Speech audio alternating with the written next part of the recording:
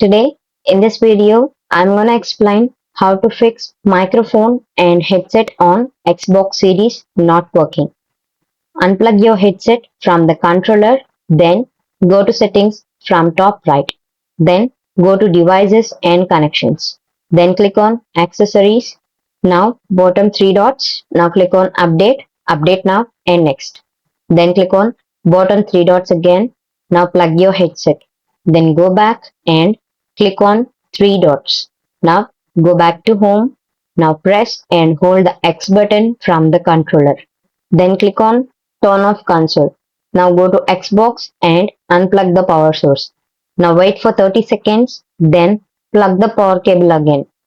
By following the steps, you can fix microphone and headset on Xbox Series not working. This video helped you out, please leave a like and comment down below. If this worked for you, thanks for watching.